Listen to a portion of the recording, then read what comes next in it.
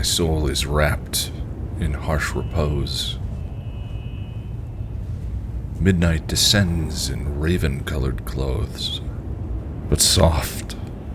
Behold, a sunlight beam, cutting a swath of glimmering gleam. My heart expands. 'Tis grown a bulge in it, inspired by your beauty. Effulgent.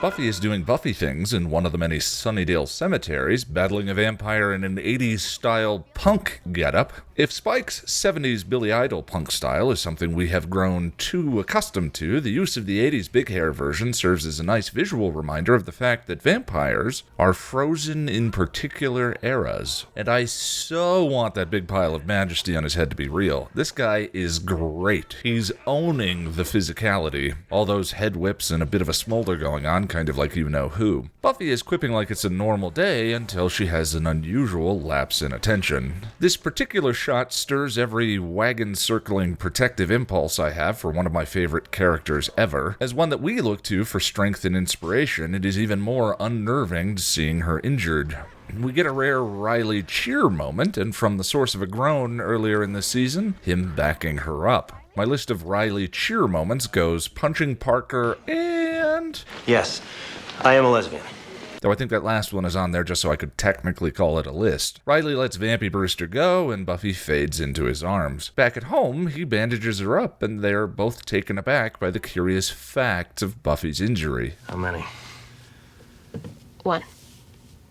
Dawn does Buffy a solid, warning of some incoming mommage and taking responsibility for the medical supplies. I love the nice intimacy between sisters as Buffy shows Dawn her wound as repayment for the favor. Oh, cool. I mean, gross. In deference to Buffy's request, Riley takes the Scoobs on patrol with him, and right along with all the incredible things going on this episode, I somehow always remember how loud that bag of chips is. He's like a cat. You know, a big jungle cat. How come I'm not like that? Because last time you had a pack animal spirit, Xander, it, turned out rather badly. Meanwhile, Buffy and Giles are combing through Watcher journals, looking for helpful clues and tactics that might have been learned from the demises of previous Slayers. I realize that every Slayer comes with an expiration mark on the package. But I want mine to be a long time from now. Like a Cheeto. I am reminded of two things in this scene. The first is that the Council doesn't hold the Slayer's Watcher in particularly high regard. Never forget how they treated Giles, but perhaps that is due to the inevitability of the Watcher's attachment to the Slayer. Where are the details? Why didn't the Watchers keep fuller accounts of it? The journals just stop. I suppose if they're anything like me, they just find the whole subject too... Unseemly? painful. I was going to say. The second thing I'm reminded of is Helpless and the Cruciamentum. No need to keep copious notes on her demise when there is always another Cheeto in the bag. Giles observes that once the Slayer dies and her Watcher moves on, there's no one left to tell the story of that ending. Except for... Ow! Are you feeling all right, Slayer? This stuff usually hurts. Buffy takes Spike to the Bronze for a conversation about the 2 Slayers he killed, something he first bragged about in School Hard. I don't like to brag. Who am I kidding? I love to brag. Spike takes any opportunity to annoy Buffy he can find, and we get an iconic moment from the series. Were you born this big a pain in the ass? And what can I tell you, baby? I've always been bad. Quickly. I'm the very spirit of vexation. What's another word for gleaming? Smitten and pre-bitten William of 1880 has a bit less swagger than Spike does, and we discover that some of the Spike mythos might have been a tad rewritten along the way. They call him William the Bloody because of his bloody awful poetry. It suits him. William sits down with Cecily, and proclaims his poetry to be about her in an admission I feel pain hearing. I know I'm a bad poet, but I'm a good man. Get your stuff, I'll be here. Cecily has clearly been putting out some harsh vibes that William has been failing to pick up on, so she instead scorches the earth around him. You're nothing to me, William. You're beneath me. William storms out into the streets, tearing his poem apart, and in the alleyway is approached by Drusilla. And I'd never noticed until watching this time that she grabs his, bangers and mash. Here beginneth Spike's confused perceptions of love, sex, and violence. William dies aroused, in love, brokenhearted, and in tremendous physical pain. In another flashback, we see Spike and Angel going at it because Angel thinks that Spike is a bit reckless. If I can't teach you, maybe someday an angry crowd will. That. Or the Slayer. What's a Slayer? We see Spike's first kill during the Boxer Rebellion. This scene explains Spike's meaning about a Slayer needing to reach for her weapon, and my heart cracks in half whenever she says, After Spike and Drew have some pelvic time, the Fanged Four decide to leave China. You got off on it. Well, yeah. Suppose you're telling me you don't? Well, sometimes I crave a non-fat yogurt afterwards. In an episode where death is a big aspect of the theme, Riley lies to the Scoobs so he can go on a suicide mission and grenade some vamps. And the alleyway scene between Buffy and Spike is, well, without hyperbole, it's one of my most favorite scenes in anything ever. As Spike explains his battle with 70s Slayer Nikki, the action cuts back and forth between Nikki and Buffy, with his motions being repeated identically each time. It's some of my favorite filmmaking ever, and we'll spend some time on it in a minute. I was also struck by how Buffy and Spike's no sex is sexier than Buffy and Riley's actual sex, though partly that has to do with just James Marsters' unbelievable smolder. Buffy rejects Spike and returns home to find that Joyce is checking herself into the hospital. Spike, out for revenge against all the women that have ever shunned him, finds a scared and sad Buffy, and the episode ends with the two of them sitting alone, breathing in sync on the Summers back step. Before we get to the discussion, I want to acknowledge that I know how important this episode is to everyone. It is to me as well. Fool for Love is probably my second favorite episode in the series. I've already mentioned my first that is also in this season. Fool for Love is also an episode 7, one that made episode 7 harder than any other episode 7 has and will ever episode 7. And what episode 7s do well is light the fire.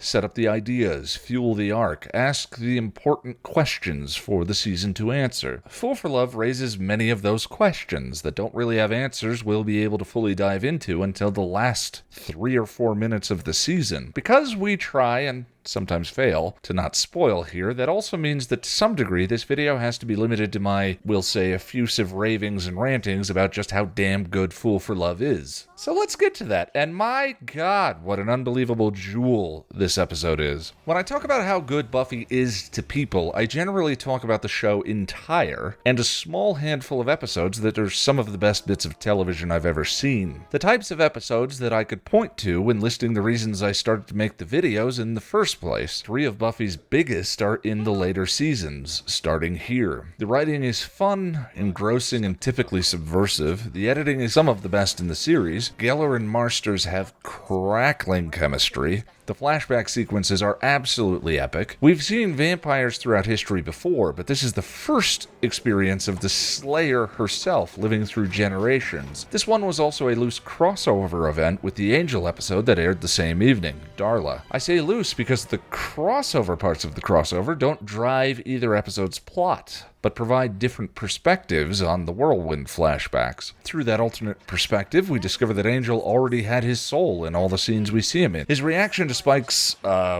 achievement in murdering his first Slayer wasn't jealousy, but repulsion. I smell fear.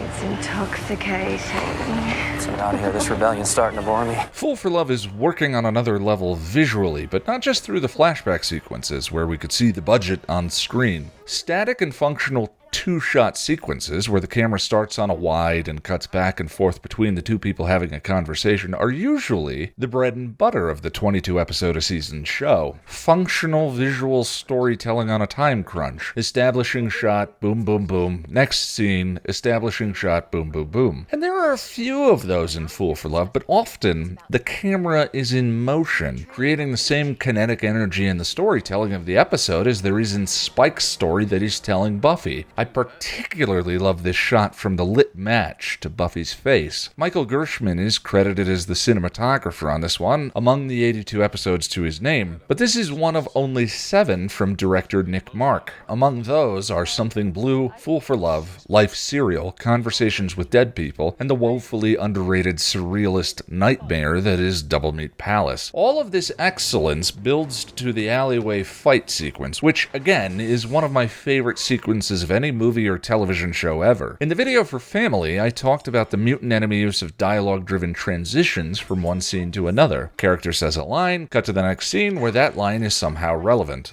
Well, I mean that in a positive way. Get out of Sunnydale, that's a good thing. What kind of moron would ever want to come back here?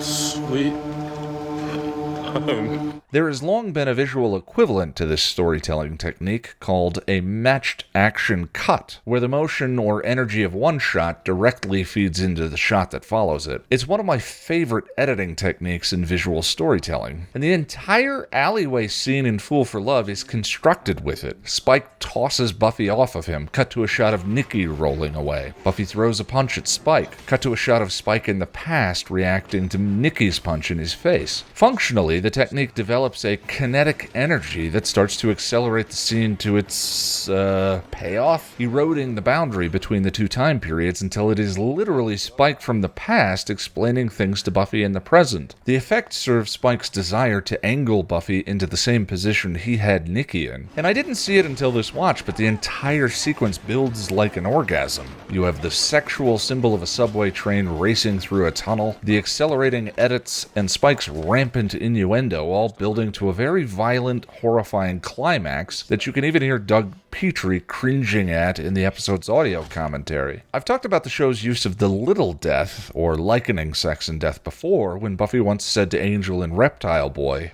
When you kiss me, I want to die. But Spike is a character who may as well have been spawned by the phrase, openly and regularly conflating sex, violence, and love. Either he can't always distinguish one from another, or he just doesn't bother. There have been many examples throughout the series already, but let's examine his use of the word dance in this one. We first hear him use the term when introducing Buffy to Nikki. She was cunning, resourceful. Oh, I didn't mention. Hot. I could have danced all night with that one. So, by sexualizing Nikki, he's already tied sex and violence into the dance. Next, he shifts that same lens onto Buffy. You think we're dancing? That's all we've ever done. And the thing about the dance is, you never get to stop. He then describes exactly what he means by the dance stopping, as much applicable to an orgasm as it is to death. You make it with your hands, day after day. That final gasp, that look of peace. Finally, Spike thinks he has Buffy in the same position he had Nikki, chipped Spike, who can't physically harm Buffy, but who cares? Because the dance to him is all the same thing. What the hell are you doing? I can feel it, Slayer. You know you want to dance. But Buffy denies him, and without realizing it, makes Spike's third connection. You're beneath me. Love.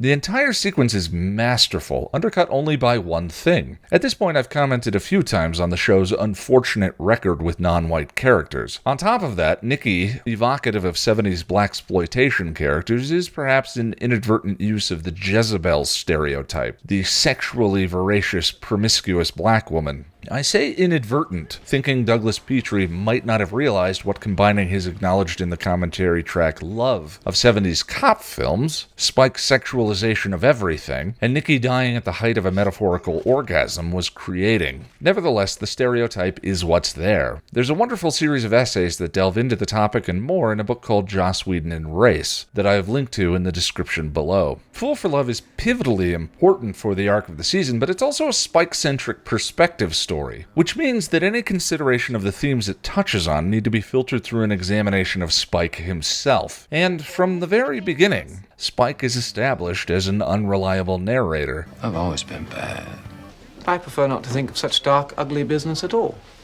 That's what the police are for. There is no evidence to suggest that the things we're seeing in the flashbacks are false, but clearly the things Spike is saying to Buffy are half-truths and manipulations. While there is plenty to talk about, and the episode foreshadows a ton of things to come this season, I mean, if you're looking for fun, there's death, there's glory, there's sod all else, right? nothing Spike says in the episode should be taken at face value. Revisiting a previous Spike-centric episode for a moment, Lover's Walk, I made a statement in that one that was an error. If the soul is, as Whedon suggests, the moral compass, then without it, a vampire is incapable of moral development, and a developmental process that only grows in parallel to that is the development of empathy. Devoid of empathy, a vampire can't put themselves in the position of their loved ones, can't understand and share in their feelings. Since Lover's Walk, there have been several events that demonstrated Spike is capable of empathy, defined as the ability to understand and share in the feelings of another. For example, in Something Blue, when Giles and Buffy were discussing how well Willow was doing in a post-Oz world, Spike spoke up. What, are you people blind? She's hanging on by a thread. And Nini could see that. Marsters' delivery is as endearing as it gets, but consider the timing and intent of Spike's statement. Spike saw Willow was in pain, but didn't reach out. He waited until the use of the observation served to shame Buffy and Giles and make himself look better by comparison. Psychologist Paul Ekman separates varieties of empathy into three categories. Cognitive, as in being able to imagine someone's feelings, but not actually feeling them yourself. Oh, yeah, you too.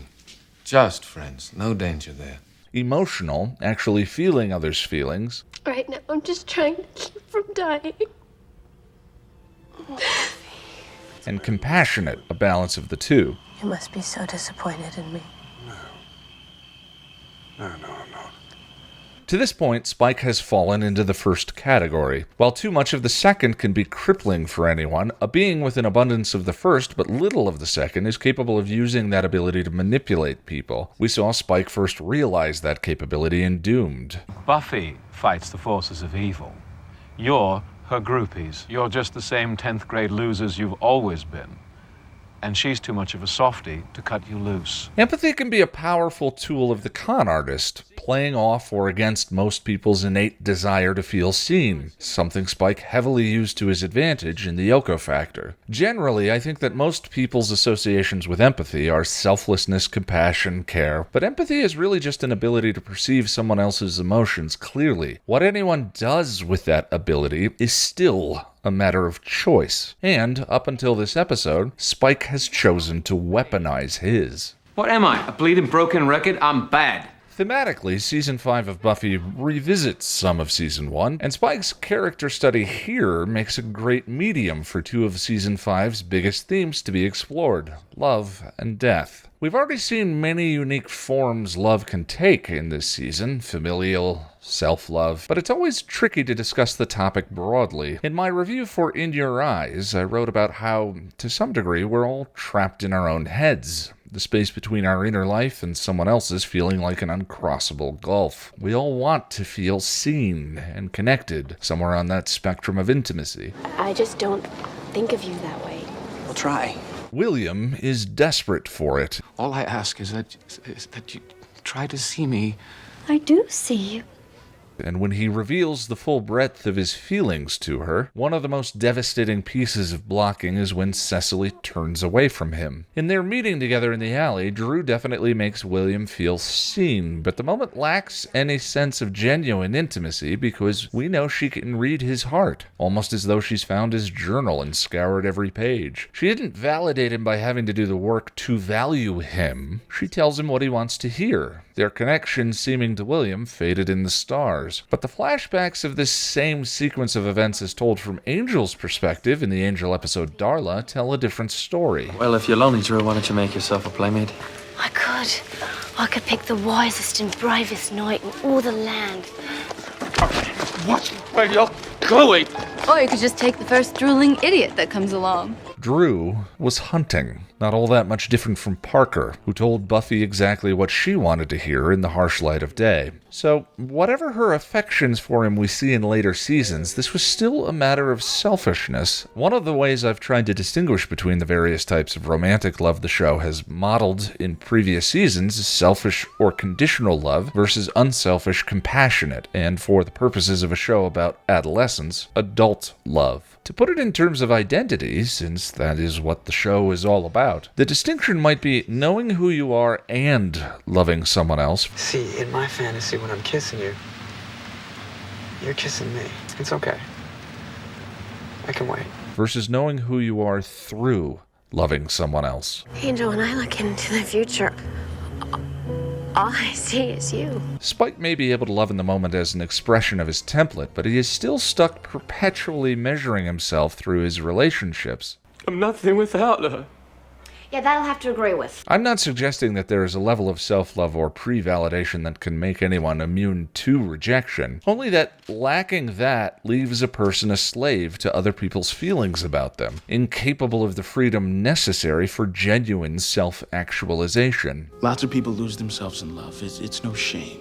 They write songs about it. The hitch is, you can't stay lost. Sooner or later, you have to get back to yourself. If you can't, well, love becomes your master and you're just its dog. I may be love's bitch, but at least I'm man enough to admit it. Spike projects his feelings onto other people, and any fluctuation in their returning them is devastating. Still, there is a curious honesty to Buffy and Spike's relationship, even if it's one that neither of them understands just yet. Spike has been present for some of the biggest moments of Buffy's life. Buffy coming out to Joyce. Spike telling Buffy she and Angel will never just be friends. But I can't fool myself. Or Spike for some reason. And here, for suffering induced by her mother's illness. In the final shot, they're dressed alike. Same shoes, same colored outfit, evoking the mirror theme that was there way back in season 2. When Spike asks her what's wrong, it does feel like we're seeing something we've never seen from him before. Compassion. But genuine intimacy requires consent, and one of the most significant things about the scene is that Buffy lets Spike console her. After all of the poetry and bluster and theatrics and constructed personas, Spike's truest moment of intimacy comes when he and Buffy just stop saying anything. And for a moment, the gulf between them disappears, which indirectly relates to the question he leaves us all with. Does Buffy have a death wish? A death wish is defined as desire for someone's death, especially an unconscious desire for one's own death. Buffy's chosen career is intrinsically dangerous, and within the getting through adolescence allegory of the show, where the Slayer role is the metaphor for adulthood, the inevitability of death was always a factor in that choice. When Buffy donned the white dress and went into the tunnels to face the Master, despite the prophecy that she was going to die, was it because she had a death wish? If she knew the rock was never going to stay at the top, then why did she go and get it? Death and its philosophical place in adulthood are big parts of the season's theme, but in a Spike-centric episode where we see the how and the why of the ways in which Spike conflates love, sex, and death all the time, and projects all those feelings onto other people, it's far more likely that he's just doing that to Buffy again with death. Does Buffy have a death wish, or does Spike? Spike who treats death and orgasm the same. Spike who is obsessed with tracking down Slayers, the only people capable of killing him. It's all built into the moment of his siring. Getting killed made me feel alive for the very first time. Maybe it isn't Buffy, but Spike, who just wants to see how it ends.